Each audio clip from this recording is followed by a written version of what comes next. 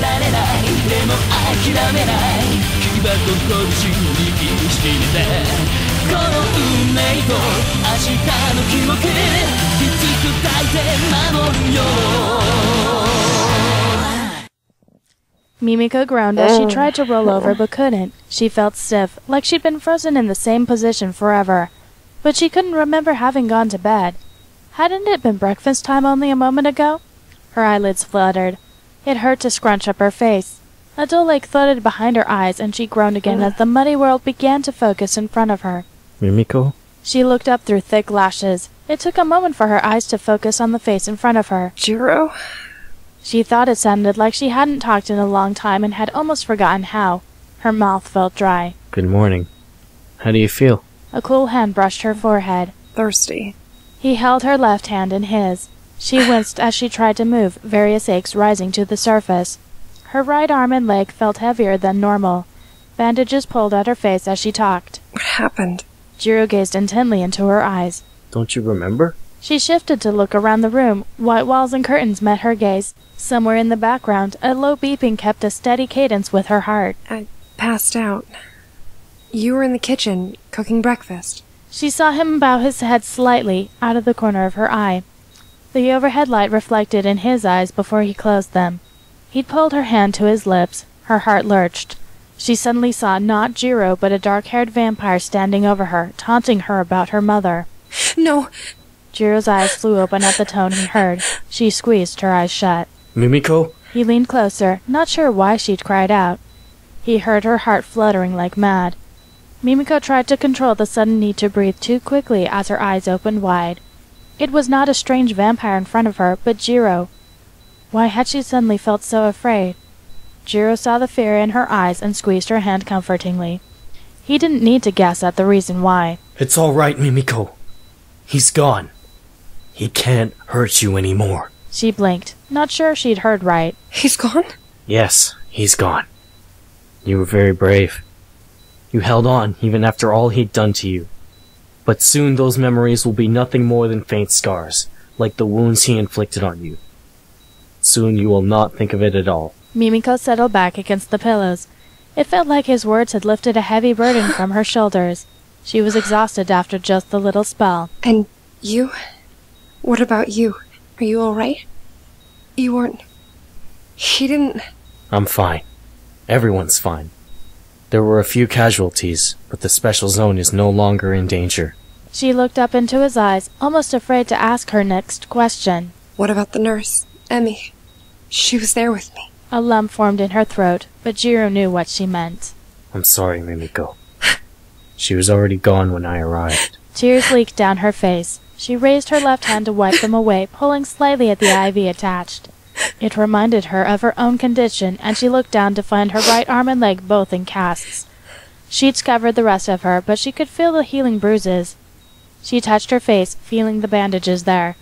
Jiro lightly traced a finger down her exposed cheek. It's not as bad as it looks. You'll have to rest a lot, but there are no life-threatening injuries. Getting around will be difficult just for a while. She blinked. Of course he was right. With one side of her immobilized, she wasn't sure how she'd manage getting around, but that was something that she'd figure out later. How long have I been here? It's been about 3 days. And he hasn't left your side this entire time. Janai smiled as he stepped out from behind the curtains. Janai! The chief walked over and tweaked her nose. How's my little girl? She blushed. Janai hadn't tweaked her nose since she was a child. It reminded her of when she'd been innocent and carefree, before she'd grown into adulthood and learned about the harsh realities of life. I think I'll live to see another day. Thanks to Jiro. She glanced his way, blushing more as she did. You should also thank Zelman Clock. He watched over you while we finished off Kanae. She flinched at the name. Jiro went to lay a comforting hand on her shoulder. Where's Kotaro? He's with Sei. I believe they were challenging Kane to a poker tournament. Mimiko laughed, which made her body shake. Ow! She put her hand to her head. We should let you rest. We can talk about everything else later. We'll be sure to let everyone know you're doing well. And I think it might be time to give you an actual vacation, once you've significantly recovered. Either way, don't even think about coming back to work until you're completely back on your feet. Mimiko was taken aback by that comment. Hey, Chief! Jiro? Janai nodded, ignoring Mimiko's complaints. He indicated that the black blood should precede him out the door. Jiro started towards the door, turning to look back. I'll come back later to check on you. Try to get some sleep while I'm gone. He followed Janai, who had stopped to wait for him, shutting the door behind him. Zelman lounged in his private sanctuary. He held a can of Coke in one hand. In front of him stood the usual coffee table with a small assortment of sweets and drinks. A light knock sounded at the door and he looked up. What is it? Sayuka entered the room. Lord Zelman, the Silver Blade is here. Zelman stood, moving towards the door. Ah, yes. Show him in. He'd been waiting for this for 3 whole days now, though he couldn't really blame the man for wanting to stay by Mimiko's side, at least until he was sure she would be alright. Sayuka bowed and moved aside to let the old blood enter. She left the room once he was inside, closing the door behind her. Selman. Jiro gave a slight bow before coming inside. Sometime during the last few days he'd managed to retrieve his hat from the wreckage of the buildings.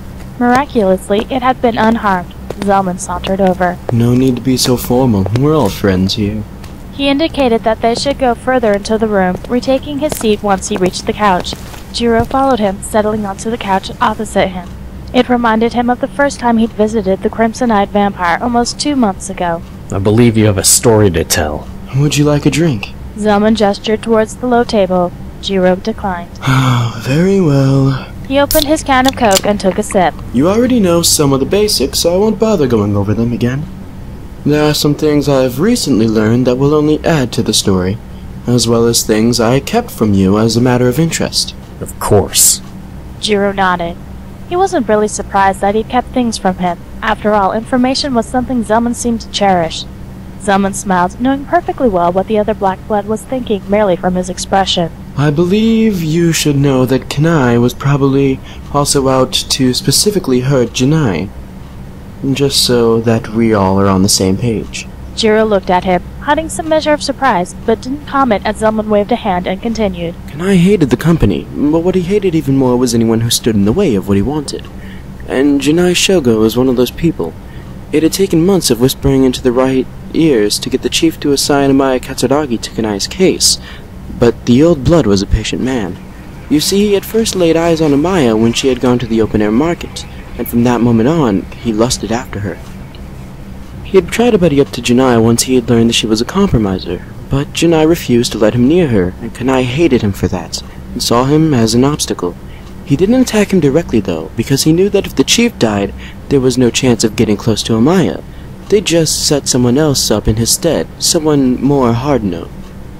Janai was later tricked into believing there might be a chance the old blood would be converted to the way of their thinking, and with the right persuasion from the outside influences, he finally agreed to Kanai's request, using Amaya to be his mediator, though I'm sure Shogo didn't know that the actual request came from him.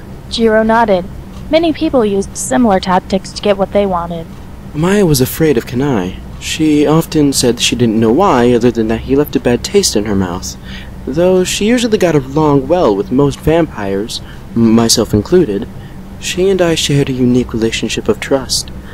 I suppose you could say we were like 2 peas in a pod, strangers in a strange land where nobody understands you. She was actually the one that finally convinced the company that I was of a legitimate bloodline. Her husband Katsuki also worked for the company. However, he worked in a totally different department where he didn't have much contact with us, the Black Bloods. As such, he didn't understand things the same way she did, and she often felt unable to tell him her worries about the job. At times like that, she would come to me. When she was assigned to Kanai, she tried to treat it like any other job, but it soon became obvious that he had more in mind than just being persuaded into believing the company's ideals.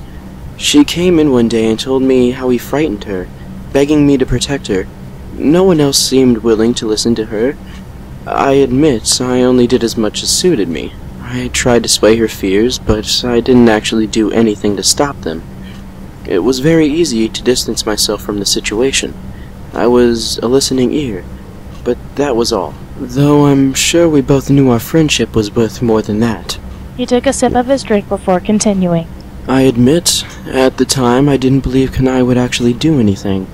Near the end, once the company had removed Amaya from the case, she still came to me with her fears. She felt like she was being watched everywhere she went, like She couldn't go anywhere without one of his followers watching her. She feared for her family, but mostly for her child, Mimiko. Jiro shifted at the mention of the compromiser's name, causing Zelman to look up from his reverie. Mimiko and I never really did get acquainted. I think it was more out of respect for her father, who didn't entirely approve of me, though I did drop by occasionally to say hello. I don't think he was entirely comfortable around vampires, but he was a brave man. He fought off several of the attackers that night, allowing a chance for his wife and child to escape. Amaya had felt restless the entire day it happened. She knew something was going on from the moment she woke up in an uneasy sleep. She gave me a call telling me her fears, and that's probably what saved Mimiko's life.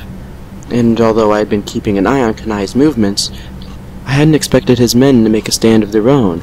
Her call gave us enough time to mobilize. He began to idly tap the side of his can with one finger. Suki, like I said, managed to defeat a few before we got there, but unfortunately died before we got to him. Kane and Sei immediately went after the vampires inside, not realizing Amaya had tried to escape through the back window. I was headed inside to join them when I caught her scent from outside. Ignoring their orders, I went to the back. It was a good thing I did. Amaya had just sent her child away, telling her to run. I gather she'd gotten caught in the bushes under the windows. Some of the attackers had managed to find her and were attempting to break through the walls to reach her. I thought Mimiko would be safe on her own. She'd already started to run away by the time the vampires inside had made it out, so I went to help her mother. He gripped the can with sudden force, causing the metal to bend inward, sloshing the drink inside. But I was unable to get there in time. Several vampires broke through the window and took her. I won't describe what they did. I'm sure you've seen enough to guess what happened. They didn't live long. Zelman's eyes gleamed red in the darkened room as he stared into space, remembering the events of that night. It had rained most of the night, something that had hindered our backup, and I heard something splash near the back of the yard. That's when I realized my mistake. I had allowed Amaya to take up all my attention, and while I was focused on trying to save her, Kanai's brother had somehow come from behind. At first I thought he'd seen me, but then I remembered Mimiko had run into the yard. I spotted her immediately. She had fallen in a puddle of water. Raiden's brother had already seen her, and I don't think he noticed me. My guess is he was consumed with his desire to please his thunder god. Jiro had tensed even more at the telling. He could almost see it clearly in his mind, like he'd been there instead of Zelman. It was obvious Mimiko wouldn't be able to escape. She couldn't even move as she made eye contact with the hostile Black Blood. I'm not sure if he used his irate on her, or if it was her sheer terror that held her captive, but I knew what would happen if I didn't do something. I'd failed to save Amaya. I would not fail to save her only child. He stalked her, taunting her with his movements. Maybe he was savoring the moment. If he'd gone straight in for the kill, I might not have had a chance, but he had to relish in the terror on her young face as he moved in. His preoccupation gave me time necessary to make my own plans. As he sprung for her, I sprang for him. He smiled rather apologetically. It had been a while since I'd last had blood, so I'm sure you'll understand what happened next. I don't think she flinched the entire time. Perhaps she was beyond fear, but at some point everything must have come crashing down on her and she passed out. Janai arrived at about that time. He had been looking for me. The other vampires were taken care of, with only minor injuries to our side. I placed Mimiko's life into his hands, and she's been in his care ever since. Zelman looked down at his mangled can and idly put it to one side. I've kept tabs every now and again, but nothing more than casual. I didn't know what memory she had of me, and I don't think I could have withstood Amaya's face looking at me with fear. Jiro relaxed his hands, not realizing that he'd held them tightly in fists until Zelman had finished shocking. What a horrible thing to do to a child. The world is never a pretty place. When Janai asked to have Mimiko's memory sealed, I admit I was disinclined to help him. As much as it tore me apart to see her haunted by those memories, I knew it was something she would have to learn to deal with. But Janai was too soft, and eventually convinced Sei to do it. Jiro sat forward abruptly. It was Sei? He'd had his suspicions, but hearing them confirmed made them all too real. He wasn't sure how to deal with it. Part of him could understand why, but he could not agree with it. Zelman waved an errant hand. What's done is done. You can't change the past. Besides, I have reason to believe she remembers more than she lets on. That comment warranted a sharp glare from Jiro. Oh? The redhead reached for a cookie, I visited her in the hospital while you were dozing. She was talking in her sleep. He shrugged and bit into the cookie. It's only natural it would leak out after everything that's happened.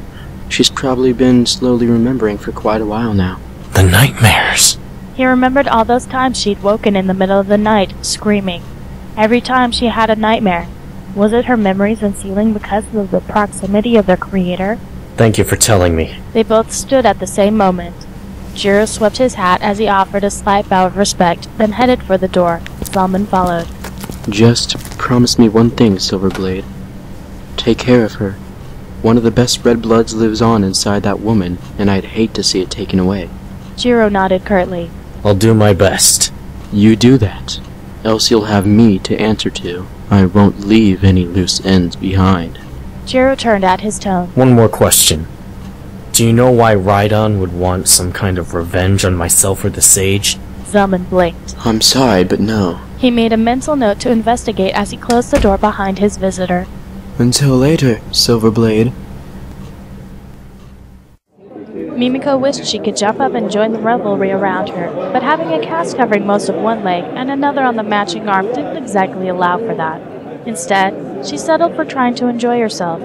It had already been 3 weeks since she'd left the hospital, and she hadn't really expected much of anything.